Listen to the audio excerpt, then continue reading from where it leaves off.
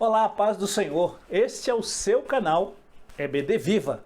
Você que procura um canal com a lição da Escola Bíblica Dominical completinha e ainda com os principais versículos na sua telinha, você encontrou. Canal EBD Viva. Nós ainda traremos breves comentários para você fixar o conteúdo. Então, fique conosco, pois pela graça de Deus, dirigidos pelo Espírito Santo, nós traremos mais esse aprendizado para você. Neste trimestre, nós seguimos meditando sobre os valores do Reino de Deus e a relevância do Sermão do Monte para a Igreja de Cristo. A linguagem é fácil, objetiva, ela é clara, respeita os tópicos, subtópicos e a dinâmica de cada lição aplicada. Permaneça conosco até o final e acrescente em seu ministério, pois Deus o abençoará rica e poderosamente.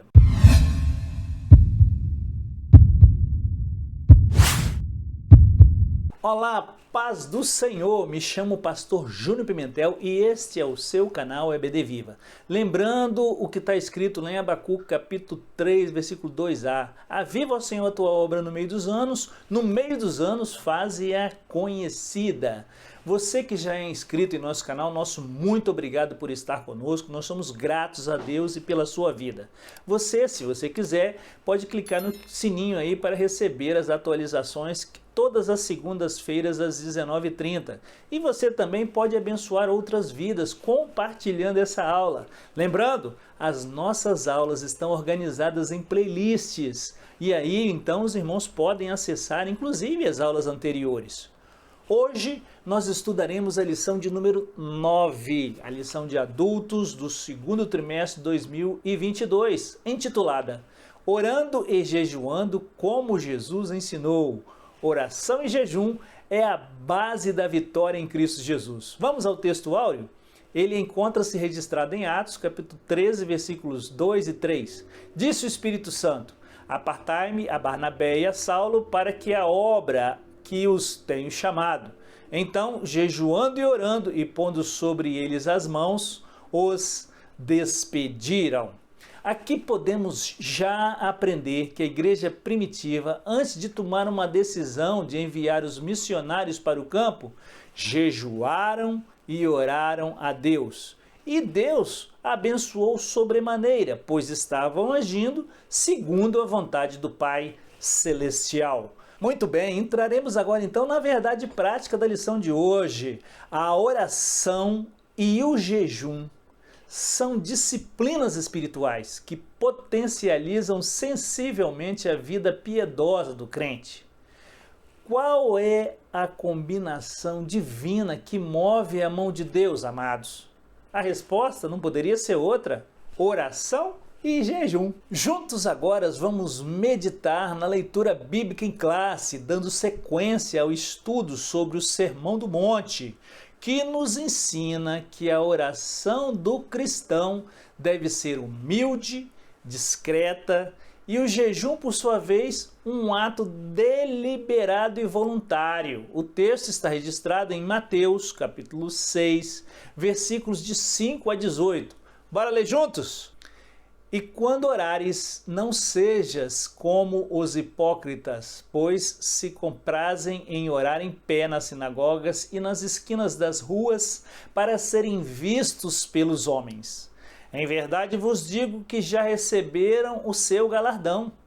Mas tu, quando orares, entra no teu aposento e, fechando a tua porta, ora a teu pai que vê e o que está em oculto, e teu pai que vê o que está oculto te recompensará. E orando não useis de vãs repetições, como os gentios que pensam que por muito falares serão ouvidos. Não vos assemelheis, pois, a eles, porque o vosso Pai sabe o que vos é necessário antes de vos pedirdes. Portanto, vós orareis assim: Pai nosso que estás nos céus, santificado seja o teu nome, venha o teu reino, seja feita a tua vontade, tanto na terra como no céu.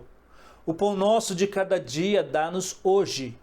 Perdoa-nos as nossas dívidas, assim como nós perdoamos aos nossos devedores. E não nos induza à tentação, mas livra-nos do mal, porque teu é o reino, o poder e a glória para sempre. Amém.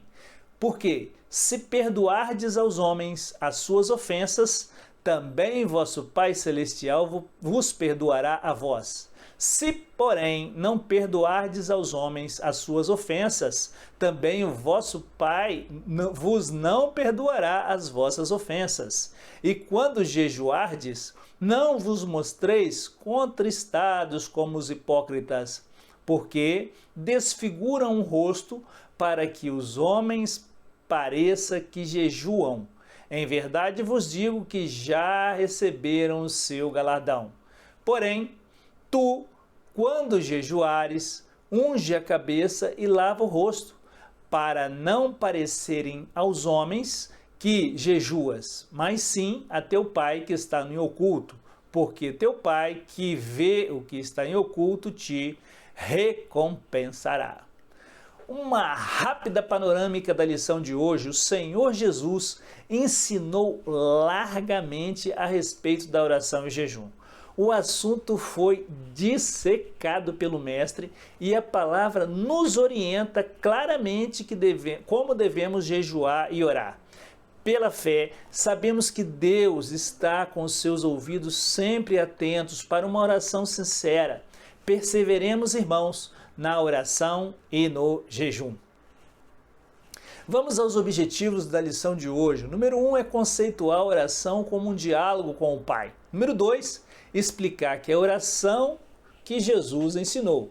E 3, relacionar oração e jejum.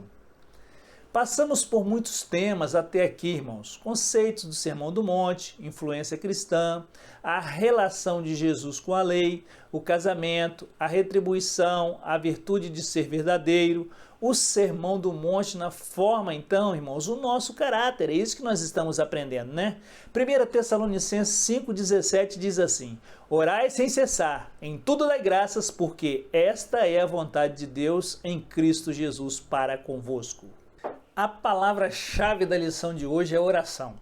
Segundo o dicionário Wycliffe, oração é descrita como o ato de invocar o nome do Senhor.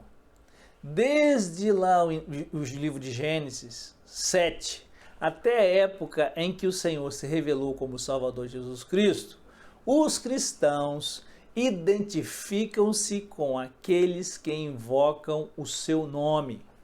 Outras expressões do Antigo Testamento são suplicar ou procurar favor de Jeová. Em tempos de guerra, ore e jejue, porque a chave da vitória é a oração e o jejum, como nos ensina a lição de hoje. Vamos à introdução da lição de hoje. Nós aprenderemos acerca da oração conforme foi ensinada por Jesus Cristo, e também as lições espirituais do jejum. O Divino Salvador nos assegura que, orando e jejuando ao Pai em secreto, Ele jamais estará indiferente às aspirações da alma, isto é, às nossas orações. Contudo, é imprescindível que a oração e o jejum sejam realizados de maneira como Jesus nos ensinou, e por isso nós estudaremos o modelo verdadeiro de oração e jejum ensinada pelo nosso Senhor e Salvador Jesus Cristo no Sermão do Monte. Vamos aí ao tópico 1, que é intitulado A Oração, um Diálogo com o Pai. E o subtópico 1 traz para nós a natureza da oração. Nós podemos dizer que a oração é o diálogo da alma com Deus. Ela aparece na Bíblia Sagrada em diversas formas, como confissão. Em 1 Reis 8,47 diz assim: e na terra onde forem levados em cativeiro, se caírem em si e se converterem, e na terra do seu cativeiro te suplicarem, dizendo: pecamos e perversamente procedemos e cometemos iniquidade. Também em adoração, em Salmos 45, de 1 a 8. O meu coração ferve com as palavras boas. Falo do que tenho feito no tocante ao rei. A minha língua é a pena de um destro escritor. Todas as tuas vestes cheiram mirra e aloés e cássia, desde os palácios de marfim, de onde te alegram. Em Apocalipse 4:11 diz assim: digno é, Senhor, de receber glória e honra e poder, porque tu criaste todas as coisas e por tua vontade são e foram criadas. Também comunhão deu a Moisés, quando acabou de falar com ele no Monte Sinai, as 2 tábuas do testemunho, tábuas de pedra escritas pelo dedo de Deus. As ações de graças feitas de modo belo por Miriam. Como que nós vamos trazer? Então Miriam, a profetisa, a irmã de Arão, tomou o tamboril da sua mão e todas as mulheres saíram atrás dela com tamboris e com danças, e Miriam lhes respondia: cantai ao Senhor, porque gloriosamente triunfou e lançou no mar o cavalo com o seu cavaleiro. Vamos ver Débora, Débora cantou a Baraque, filho de Abinoão, naquele mesmo dia, dizendo: louvai ao Senhor pela vingança de Israel, quando o povo se ofereceu voluntariamente. No Novo Testamento, Paulo exortou os cristãos a fazerem sempre esse tipo de oração. Filipenses 4:6. Não estejais inquietos por coisa alguma. Antes, as vossas petições sejam em tudo conhecidas diante de Deus pela oração e súplica com ação de graças.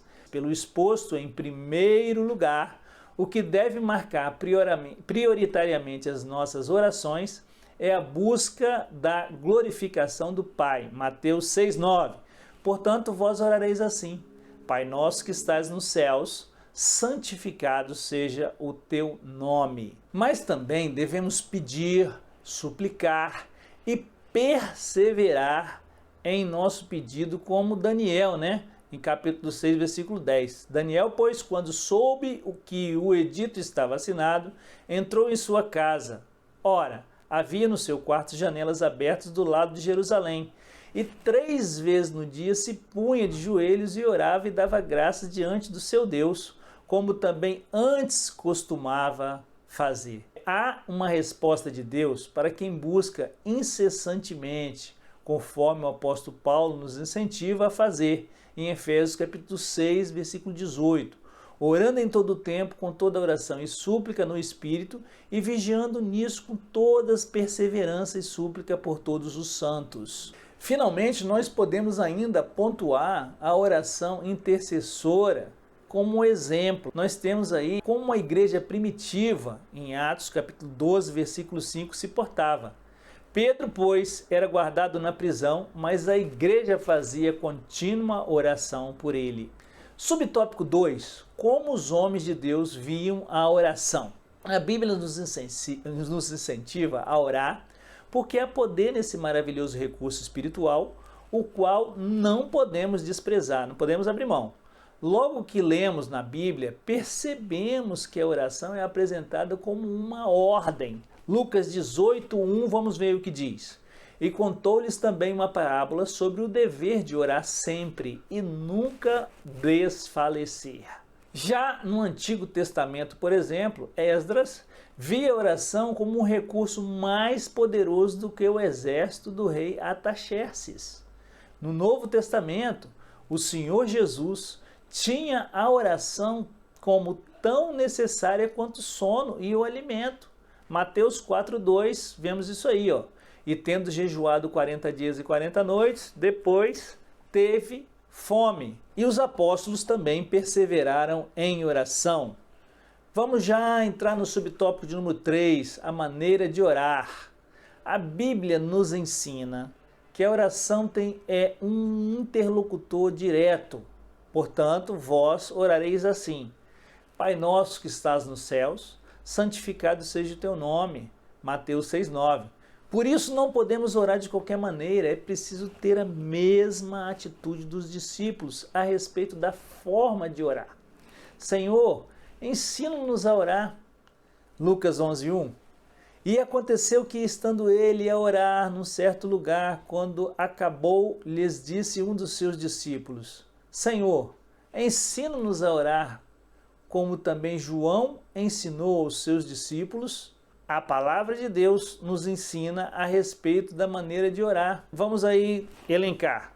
A quem a oração deve ser dirigida? A oração deve ser dirigida a Deus Pai em nome do seu Filho Jesus Cristo. Em Neemias 4:9. Porém, nós oramos ao nosso Deus e pusemos uma guarda contra eles, de dia e de noite, por causa deles. Subtópico número 2, a postura do corpo na oração. Não há uma exigência específica na Bíblia a respeito da postura do crente no ato da oração, pois as Escrituras revelam diversas formas que nós podemos orar. De pé, deitado, prostrado, sentado, andando, de joelhos e com as mãos estendidas e outras mais, né? Agora, quanto ao horário da oração. Nós temos alguns exemplos na Bíblia de um horário regular para falar com Deus. Isso é bíblico, isso é bom. Salmo 55:17 diz assim: de tarde e de manhã e ao meio-dia orarei, e clamarei a Ele, e Ele ouvirá a minha voz.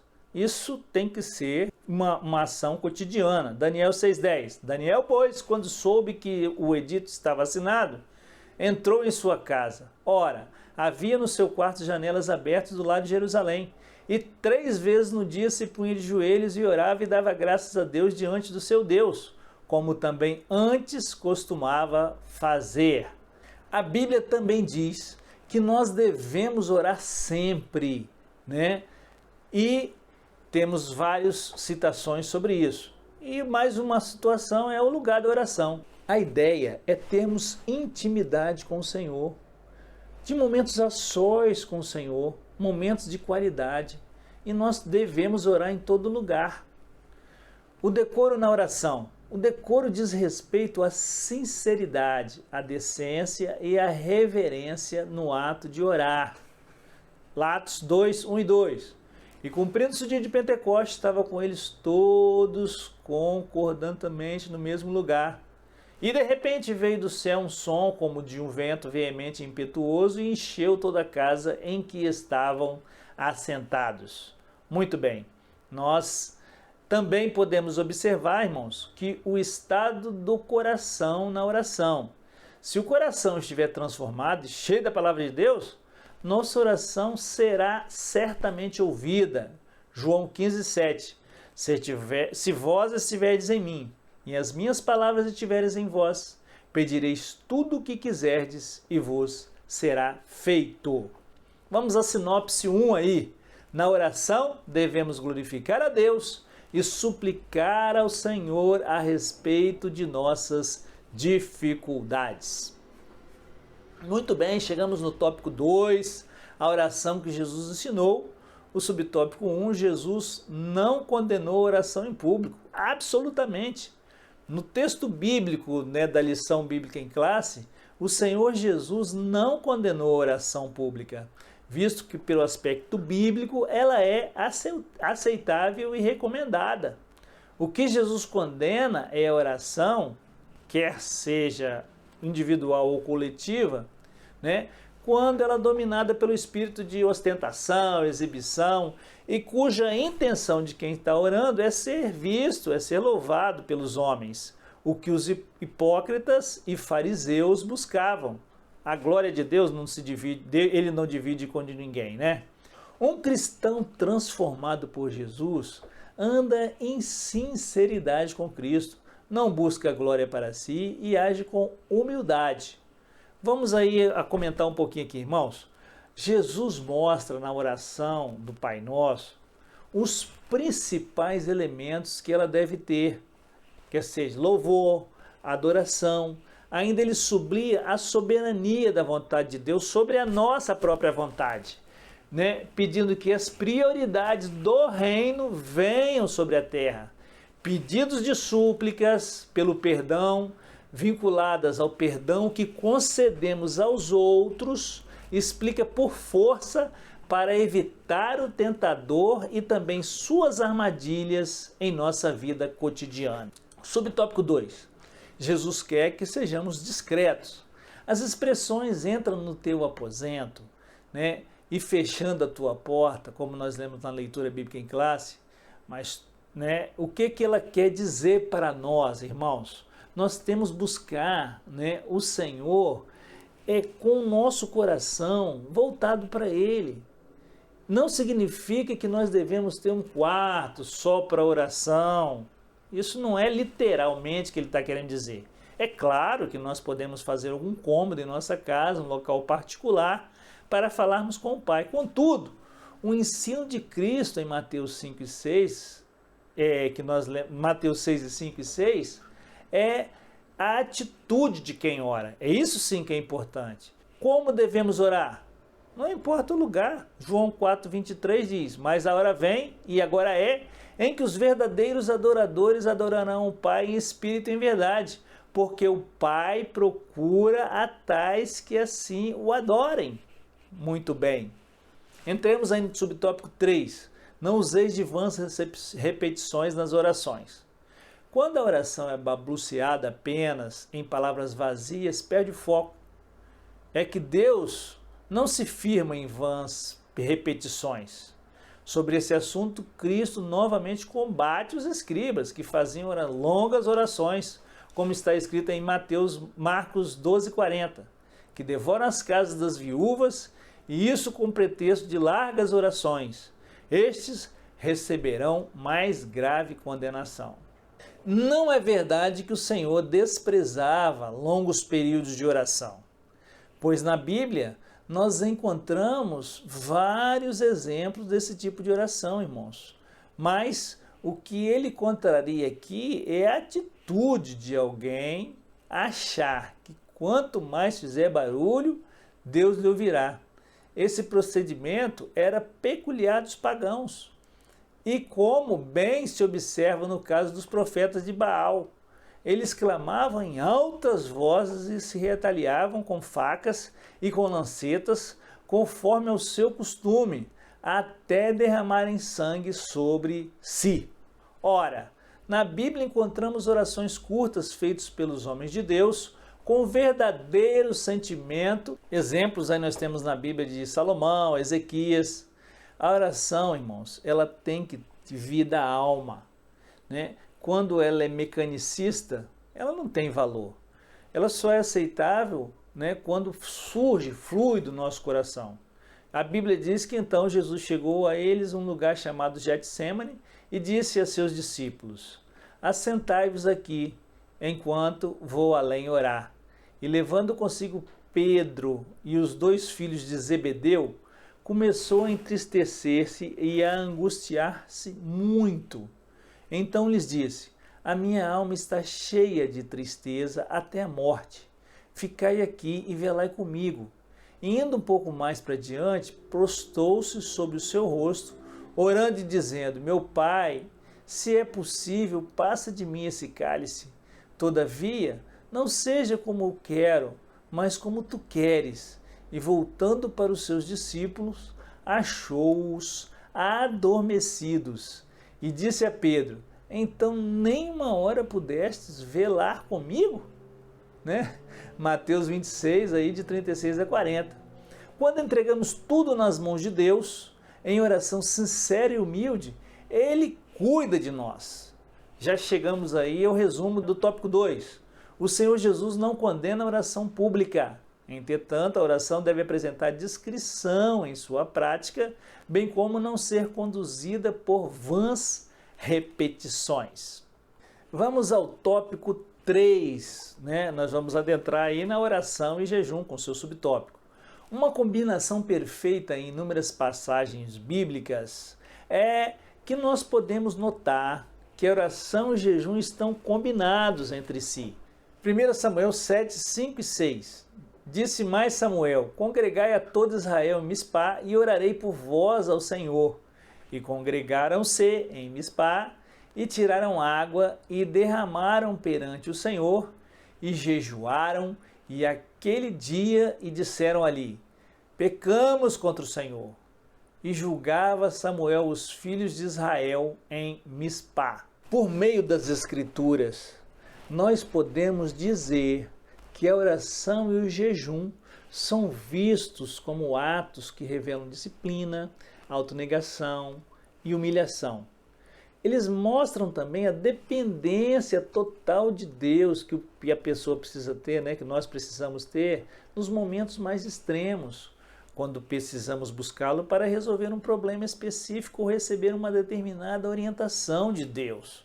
O nosso comentário que nós trazemos agora, inclusive, é que esta lição nos assevera que se tivermos uma vida de oração e jejum, nós podemos revolucionar a nossa vida espiritual.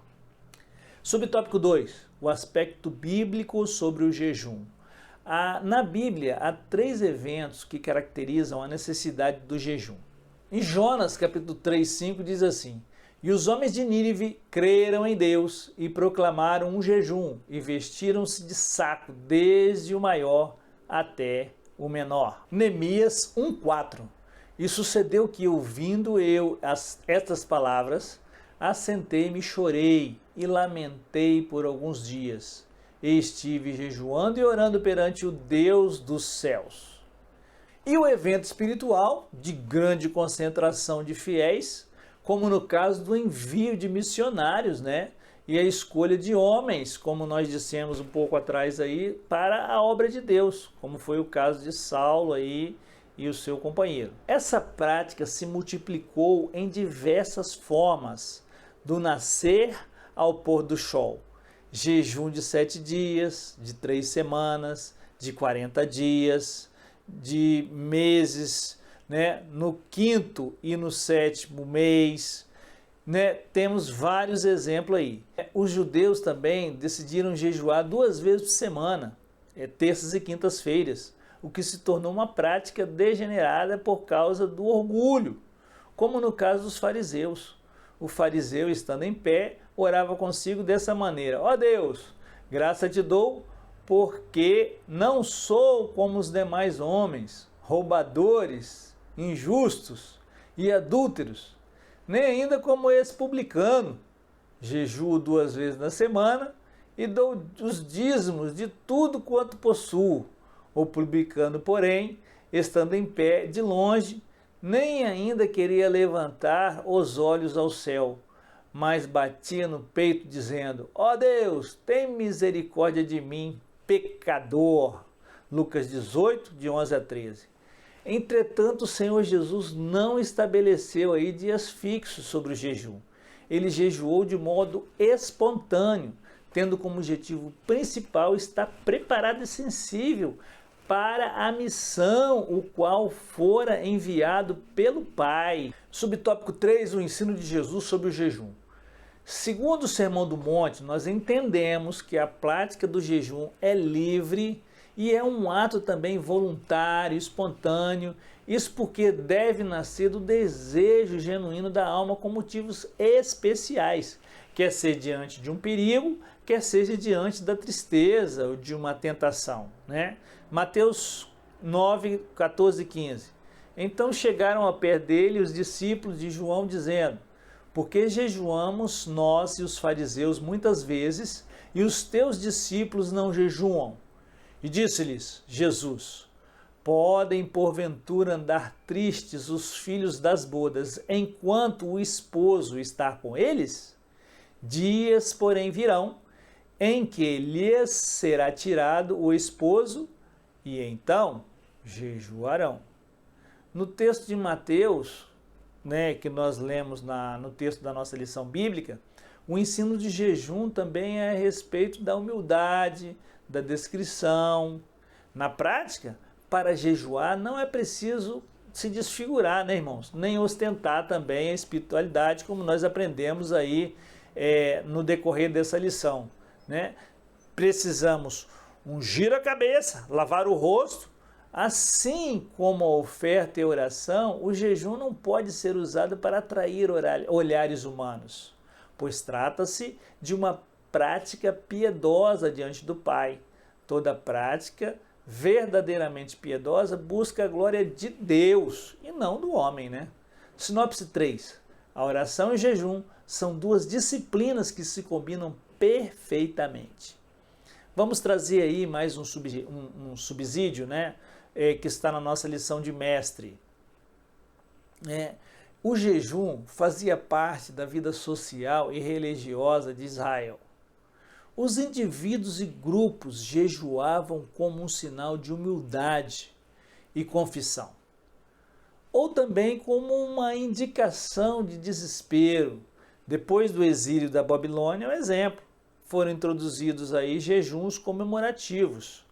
Na época de Jesus, os fariseus jejuavam voluntariamente 2 vezes por semana, como nós observamos aí em Lucas 18, versículo 12. Chegamos aí à conclusão da lição de hoje, né? O cristão que conhece a palavra de Deus sabe a importância da oração e do jejum como exercícios espirituais, porque o exercício corporal para pouco aproveita, como está escrito em Timóteo 4:8, mas a piedade para tudo é proveitosa, tendo a promessa da vida presente, da que há de vir. Pela prática de ambos, o crente, irmãos, estará mais sensível ao Espírito Santo, de modo que sua realização traz constantes benefícios para a nossa vida espiritual, especialmente diante de um mundo materialista e utilitarista. Muito bem, vamos a uma breve reflexão. Como estão os nossos templos em cultos de ensino e de oração? Será que nós estamos vivendo uma vida de devoção e oração ao Pai? Porque dias trabalhosos nós estamos vivendo. Estamos vivendo dias de perseguição, de lutas. Mas como está a nossa vida de oração? Essa pergunta eu faço para mim e cada um precisa de fazer para si. Ter um olhar introspectivo e verificar como está a nossa vida de oração diante de Deus. Pois se nós estivermos orando muito, receberemos muito poder. E se nós estivermos orando pouco, receberemos pouco poder. Daniel 9, de 15 a 19. Ó Senhor nosso Deus, que tirasse o teu povo do Egito com mão poderosa e que fizeste para ti um nome que permanece até hoje. Nós temos pecado e somos culpados. Agora, Senhor, conforme todos os teus feitos justos, afasta de Jerusalém da tua cidade, do teu santo monte, a tua ira e a tua indignação. Os nossos pecados e as iniquidades de nossos antepassados fizeram de Jerusalém e do teu povo motivo de zombaria para todos os que nos rodeiam. Ouve, nosso Deus, as nossas orações e as súplicas do teu servo. Por amor de ti, Senhor, olha com bondade para o teu santuário abandonado. Inclina os teus ouvidos, ó Deus, e ouve. Abre os teus olhos e vê a desolação da cidade que leva o teu nome. Não te fazemos pedidos por sermos justos, mas por causa da tua grande misericórdia. Senhor, ouve. Senhor, perdoa. Senhor, vê e age. Por amor de ti, meu Deus, não te demores, pois a tua cidade e o teu povo levam o teu nome. Senhor nosso Deus, nós te agradecemos por estarmos na tua presença, aprendendo um pouco mais da tua palavra. Ser com cada irmão, com cada irmã que participou conosco até agora desta aula.